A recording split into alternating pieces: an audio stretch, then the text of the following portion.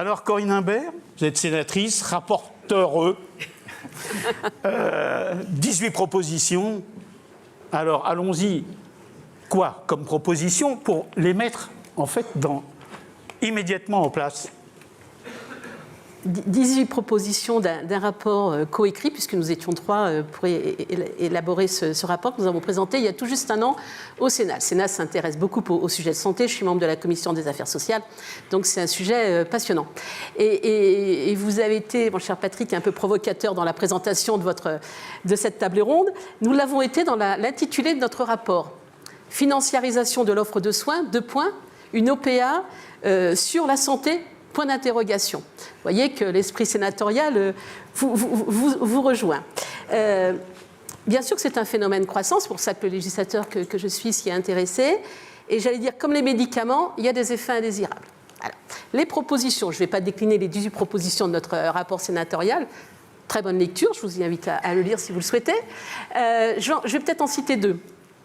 La question de la constitution des apports bancaires. Un jeune qui s'installe, il a besoin d'un apport. L'importance de la constitution des apports bancaires et l'importance de l'accès à des modes de financement qui sont respectueux de l'indépendance professionnelle. Et c'est peut-être ça qui nous a conduit aussi dans nos réflexions. En clair, il faut chercher des fonds responsables. La deuxième proposition, c'est de mettre fin au détournement du système des actions de préférence. Ça, c'est un sujet. Et là, parce que le législateur, dans nos propositions, tout ne relève pas du législatif. Il n'y a pas besoin de légiférer. Nous avons fait des propositions, mais il n'y a pas besoin de légiférer à chaque fois. Par contre, sur ce point-là, mettre fin au détournement du système des actions de préférence, appliqué notamment aux sociétés d'exercice libéral des professions de santé. Et empêcher clairement des investissements purement spéculatifs. Et j'insiste bien sur l'adverbe purement.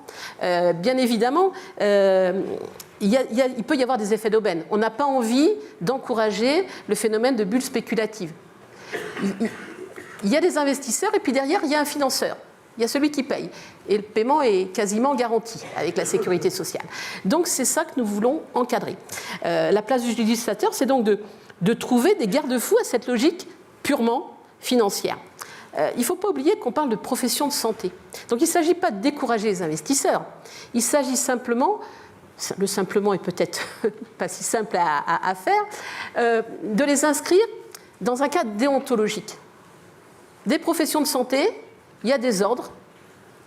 Il y a des ordres où on parle déontologie et éthique. Et c'est peut-être ça que nous avons voulu rechercher. Alors bien sûr que la financiarisation, ça peut être une chance, parce qu'il y a besoin d'investissement, parce qu'en face, le patient, il attend une technologie au service du diagnostic, il attend une technologie au service de la prise en charge. Donc voilà, c'est tout le sujet de la financiarisation et toutes les limites. François.